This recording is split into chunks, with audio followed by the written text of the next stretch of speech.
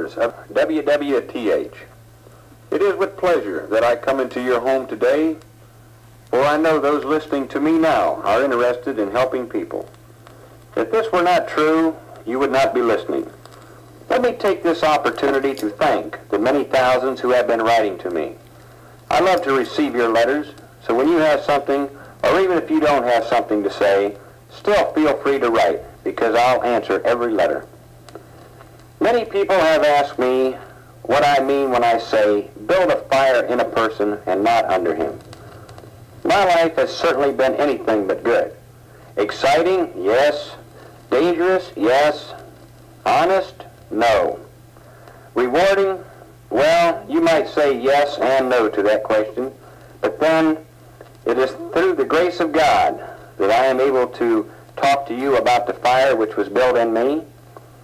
In 1962, about 6 months after I had been sentenced to Leavenworth Federal Penitentiary for 16 years, Mr. John Alexander, the guard who was in charge of me working on construction, said to me one day, "Ed, there are a few things I would like to talk to you about. A few things I would like to point out to you. You seem like a very reasonable person, and you are a likable guy. You certainly seem to be intelligent, so will you listen to what I have to say?" I said, "Yes, sir." He said, "I have read your record in the administration building, and it seems that you were not or had not been participating in crime for money, but you were participating in crime mainly for the recognition. If this is the case, what do you have to gain by continuing your life of crime? You have been on the FBI's 10 most wanted list and have committed almost every crime imaginable, other than crimes of violence and crimes of sex. You are certainly most fortunate to be alive today, for most people with your background at one time or another usually end up getting shot and killed. If you continue in crime now or upon your release from prison, then the only thing that you will gain is 6 feet of ground over your head or spending the rest of your life in a penitentiary. This certainly would not be the workings of a smart man. While you were out running around the country and committing crimes, you told people many lies. Lies such as you had a college education and that you were a criminologist, a sociologist, a psychologist, and a psychiatrist.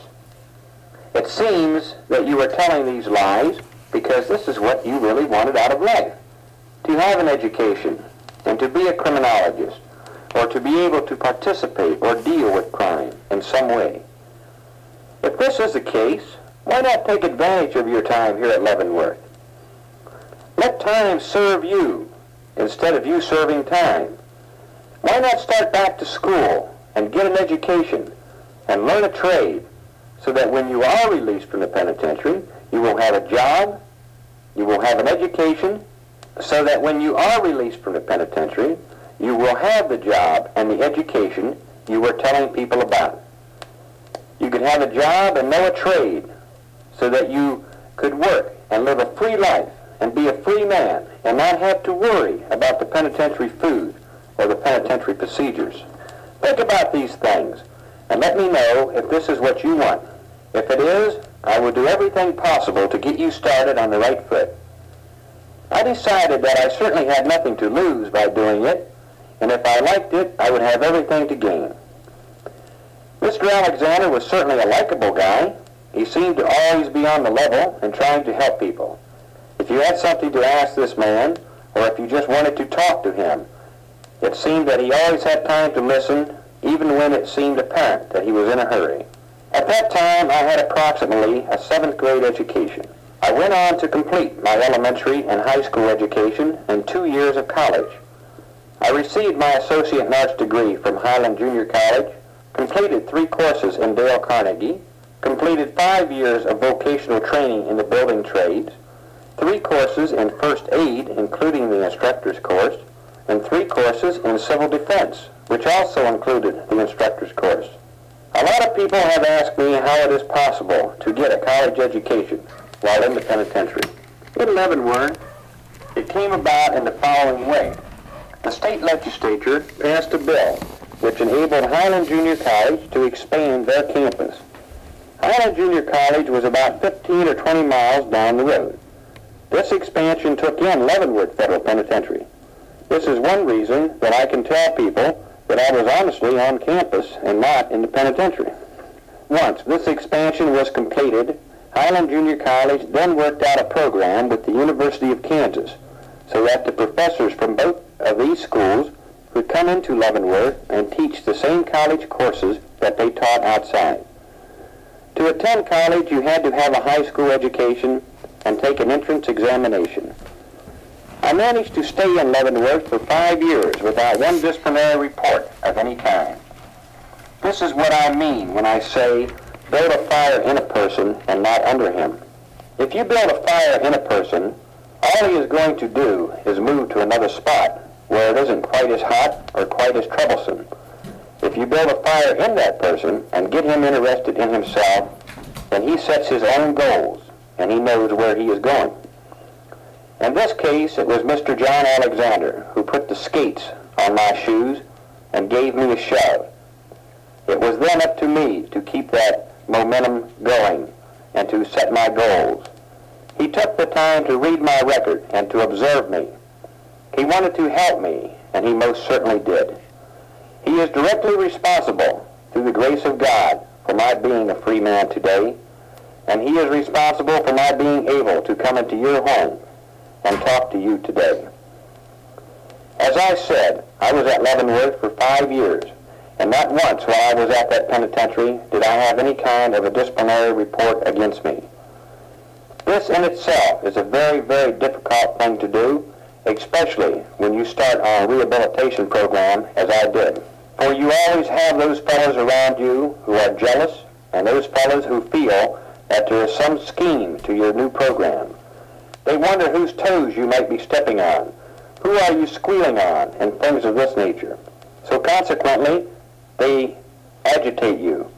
Guys who know that you can knock them down come up to you and smart off, hoping that maybe you will knock them down.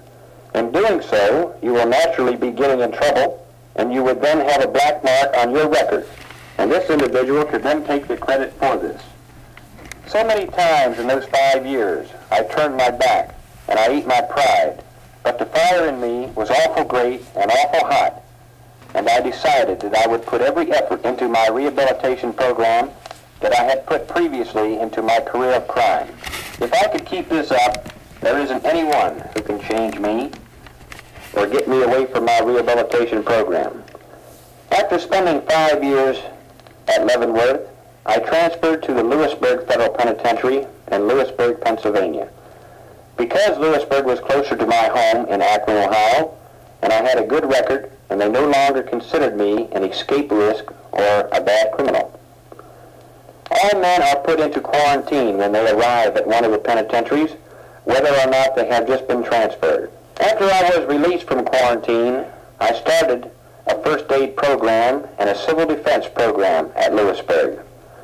Here they trusted me and even gave me a job working outside of the walls during the day and sleeping behind the walls at night. I worked hard, but I loved it.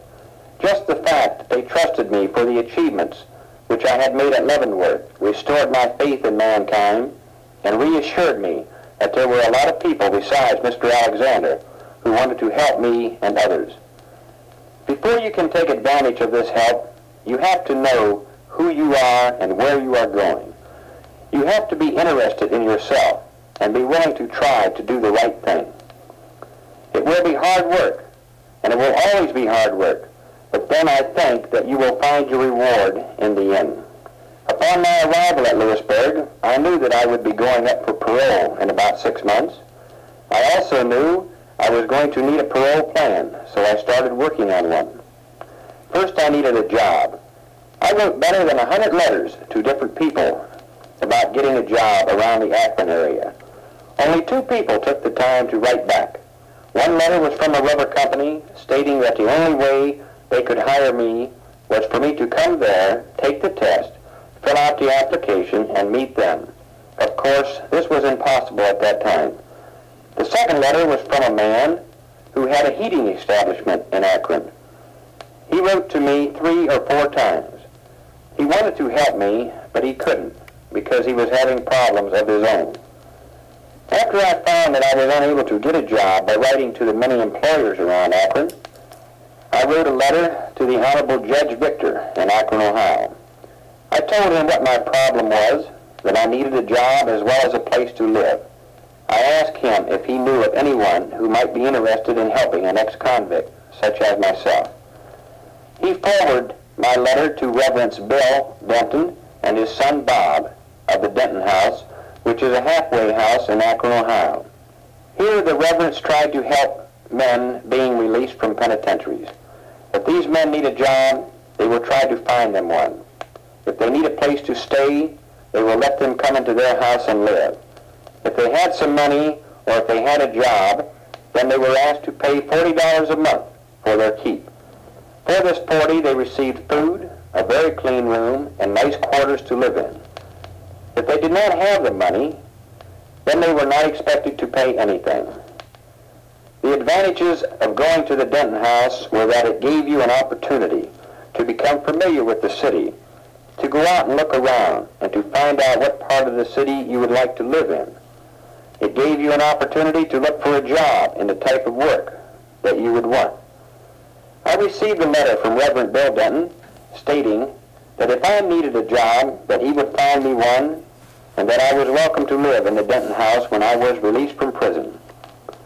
This was very encouraging, for I knew now that there were also people on the outside who were willing to go to bat for me, people who were interested enough to want to help, such as Judge Victor and Reverends Bill and Bob Denton. I appeared before the Parole Board in July of 1967. 2 weeks later, I found out that my parole had been granted and would be effective as of September of 1967. I was a very happy person. Now all I could do was sit back and anticipate what would happen when I was released.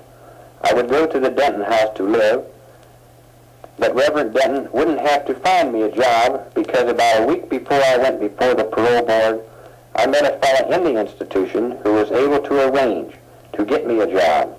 This fellow was another inmate and a friend of mine who happened to know a couple people who did a lot of hiring, so he went to bat for me.